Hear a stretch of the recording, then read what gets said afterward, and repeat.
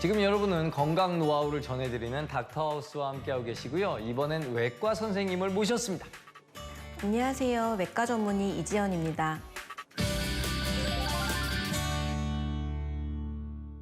이번 주제 뭘까요? 주제를 공개하기 전에 제가 질문 하나 드리려고 하는데요. 국립국어원에 따르면 이 질환은 사람 몸에 있는 한 쌍의 유방 외에 기형적으로 더 달린 유방이라는 뜻이라고 합니다.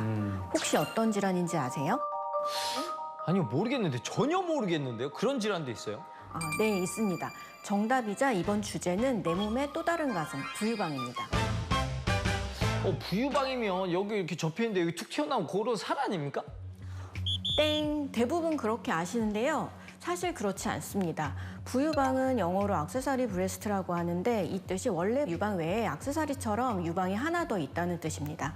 여성뿐만 아니라 남성분에서도 나타날 수 있는 질환으로 주로 겨드랑이에 나타나는 양성 유방 질환입니다. 모양은 약간 불룩한 정도에서 점이나 피부 돌기처럼 보이는 젖꼭지가 잔존하는 경우, 그리고 실제 유방처럼 큰 덩어리가 잔존하는 경우까지 매우 다양한 편이고요. 대부분 양측성으로 나오게 됩니다. 양측성이요? 수평선을 기준으로 대칭을 보이는 성질을 말하는 건데요. 예를 들면 오른쪽에만 생기는 게 아니라 왼쪽에도 부유방이 같이 생긴다는 거죠. 물론 크기는 양쪽이 동일하지 않은 경우들도 많습니다. 그러면 유방이 하나 더 생긴다는 것 외에 다른 증상이 또 있습니까? 네, 그렇습니다. 부유방은 정상적인 유방 조직과 동일하며 월경 주기나 임신 여부, 수유기간 등에 따라서 유방과 같이 부풀어 오르거나 딱딱해지면서 통증이 발생하기도 하고 유즙이 분비되기도 합니다. 근데 이 부유방은 왜 생기는 걸까요? 사람은 선천적으로 겨드랑이에서 사타구니까지 양쪽에 유방 능선을 지니고 있거든요. 그런데 가슴 부위를 제외하고 퇴화해야 되는 유방 능선이 배아 발생 과정에서 퇴화하지 않고 남을 경우에 부유방으로 남게 되는 겁니다. 그런데 본인이 크게 불편하지 않으면 그냥 둬도 괜찮지 않을까요? 말씀하신 것처럼 본인이 크게 불편감을 느끼지 않거나 치료법을 몰라서 방치하는 경우가 많은데요. 하지만 유방과 마찬가지로 부유방 유선 조직에서도 암이 생길 수 있으므로 되도록 제거하는 것이 좋습니다. 덜어는 부유방을 방치했다가 그게 컴플렉스가 돼서 심리적으로도 위축되게 만들기도 하고요. 이로 인해서 대인관계나 사회생활에 불편감이 생길 수도 있습니다. 그런데 이게 몸에 붙은 살인지 부유방인지 좀 헷갈릴 것 같거든요. 어떻게 간단하게 알아볼 수 있는 방법이 있을까요? 이거는 주로 증상으로 추정해 볼 수 있는데요. 첫 번째로 이제 겨드랑이에 땀이 많이 나고요. 특히 생리 주기에 따라 통증도 생길 수 있고, 세 번째로 이제 겨드랑이 부분에 비슷한 체형의 분들이랑 비교했을 때 유난히 튀어나온 분들이 있어요. 그게 부유방일 수 있죠. 그리고 네 번째로 겨드랑이 부분을 손으로 만졌을 때 단단한 부분이 있을 때, 그리고 겨드랑이 주변으로 유두랑 비슷한 모양의 병변이 있을 때, 그리고 결혼하신 분들은 임신 출산 후에 겨드랑이 부분이 또 심하게 튀어나왔을 때 부유방이 의심되니까 이제 내원하셔서 상담 받으시길 권해드립니다. 그럼 부유방이 의심될 때는 어떤 검사를 받을 수가 있어요?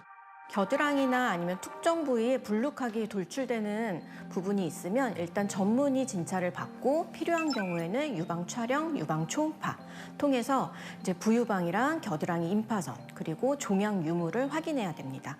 제가 있는 것도 아닌데 정말 계속 집중하면서 듣게 돼요. 치료법도 굉장히 궁금한데요. 부유방은 크기에 따라 치료 방법이 달라집니다. 크기가 작으면 겨드랑이 안쪽 주름으로 비교적 간단하게 치료할 수 있죠.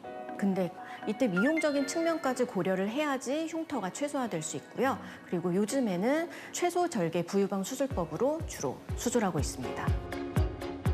작은 부유방일 때와 마찬가지로 크기가 큰 부유방 역시 겨드랑이 주름선을 통해 유선과 지방 제거를 하는 방식입니다. 부유방 대부분은 유선 조직이랑 주변의 지방으로 이루어져 있는데 유선 조직으로 이루어진 부유방은 주기적인 통증을 수반하는 반면에 지방으로만 되어 있는 부유방은 통증이 거의 없습니다. 그렇기 때문에 부유방 환자들의 치료 목적은 주기적인 통증 해결이랑 외관상 불룩 튀어나와 있는 것을 치료하는 것입니다. 유선 조직은 수술 과정에서 반드시 제거되어야지 이제 증상이 없어지는 거고, 유선 조직이 없는 경우에는 지방 흡입 수술만으로도 부유방을 치료할 수가 있습니다. 그렇게 치료할 수 있겠네요. 네. 임상에서 환자분 보면 굉장히 심하신 분들도 많으세요. 그래서 부유방 때문에 자신감을 많이 잃게 되는 경우들도 많은데 실제 연구에 따르면 외모적인 측면에서 불만족을 호소했던 대상자들이 최소 절개 부유방 수술 후에 불만족이 해소되고 6개월 뒤에 평가 점수에서 5점 만점에 4.7을 매기는 등 전체적인 미적인 향상과 건강해짐을 만족을 느꼈다는 결과가 나왔습니다. 결국 부유방 환자분들의 경우도 치료가 무척 중요하다는 것을 알 수 있다는 점이죠. 아, 그렇군요. 이 부유방을 예방하려는 방법이 있을까요?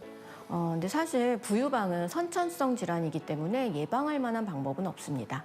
대신에 이미 부유방이 있는 경우 너무 커지기 전 피부 탄력이 있을 때 수술하는 것이 결과가 더 좋기 때문에 최소 임신 전에 수술 받으시는 것을 추천드립니다. 오늘 부유방의 정체부터 예방법, 치료법까지 제대로 알려주신 이지연 선생님 고맙습니다. 고맙습니다. 네, 다음 이 시간에도 알찬 정보로 다시 돌아오도록 하겠습니다. 지금까지 닥터하우스 MC 이정수였습니다.